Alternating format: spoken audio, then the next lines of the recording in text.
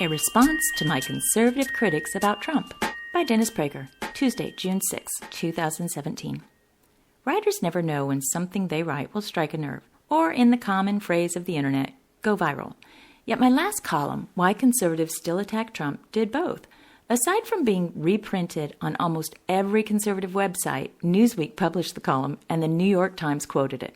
More importantly, many major conservative writers responded to it, mostly in disagreement. It's interesting that the column elicited so much attention. Maybe, like the man who bit the dog, an articulate case by a mainstream conservative in support of the president is so rare that people felt a need to publish it and respond to it. Whatever the reason, I feel compelled to respond to some of the disagreements. Before doing so, I want to note the respectful tone that permeated virtually every one of the disagreeing columns. We have enough cannibals on the left without conservatives eating each other up. After reading the responses, I feel confident in saying that they confirmed my primary thesis. Anti-Trump conservatives do not believe that Americans are fighting what I call the second Civil War, while pro-Trump conservatives do. Indeed, Jonah Goldberg in National Review said as much. He denied that we are in the midst of a civil war on two grounds. One is that it's not violent, and the other is that we are fighting a culture war, not a civil war. Whenever I write about the subject, I almost always note that this second Civil War is not violent. I never thought that the word war must always include violence. The word is frequently used in nonviolent contexts: the war against cancer, the war between the sexes, the war against tobacco, the Cold War, and myriad other nonviolent wars. Perhaps Goldberg would respond that he did not write that all wars are violent, only that all civil wars are violent. But if there are nonviolent wars, there can be nonviolent civil wars. Nevertheless, what most disturbs me is his second argument, articulated in various ways by most of those who disagreed with me, that there is simply no civil war. And many repeated the universal belief among never-Trumpers that a Hillary Clinton victory would not have been a catastrophe. My response is that culture war is much too tepid a term for what is going on now. Maybe anti-Trump conservatives are fighting a culture war, but the left is not. The left is working to undo the American Revolution. It's very close to doing so.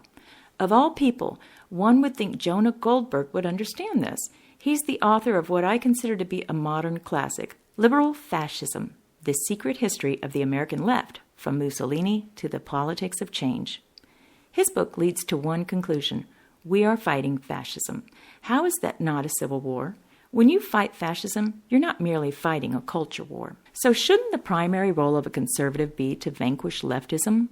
To me, that means strongly supporting the Republican president of the United States, who has staffed his cabinet with conservatives and already won substantial conservative victories. As I suggested in my previous column, conservatives would have been thrilled if any Republican president had achieved what Trump has at this point in his administration. But what about Trump's character? Nearly all my critics ask. Or, as John Podhoretz, editor of Commentary Magazine, tweeted, for Dennis Prager, who spent 40 years advocating for a moral frame for American politics, to argue as he argued today is, may I say, ironic. First, I have indeed dedicated much of my life to advocating for morality, for ethical monotheism as the only way to achieve a moral world, for raising moral children, as opposed to concentrating, for example, on raising brilliant children, and for the uniquely great Judeo-Christian moral synthesis developed by the Founding Fathers of America. But I've never advocated for electing moral politicians. Of course, I prefer people of good character in political office. But 30 years ago, I wrote an essay titled Adultery and Politicians, in which I argued that what political leaders do is more important than their character. To cite but one of an endless list of examples, I would prefer an adulterous president like John F. Kennedy, who supported Israel, than a faithful family man like Jimmy Carter, who was an anti-Zionist. Second, as a religious Jew, I learned from the Bible that God himself chose morally compromised individuals like King David, who had a man killed in order to cover up the adultery he committed with the man's wife, and the prostitute Rahab, who was instrumental in helping the Jews conquer Canaan to accomplish some greater good.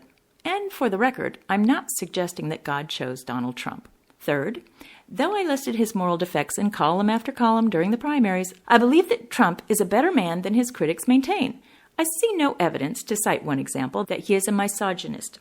His comment about famous and powerful men being able to do what they want with women was A, said in private, and we are fools if we assess people by their private comments. Harry Truman, a great president, frequently used kike in private comments about Jews. B, not a statement about anything he had actually done. And C, not misogynistic, and D, often true. Fourth, even if he were as morally defective as his critics maintain, my response is this: Trump's character is less morally significant than defeating the left. If the left wins, America loses. And if America loses, evil will engulf the world.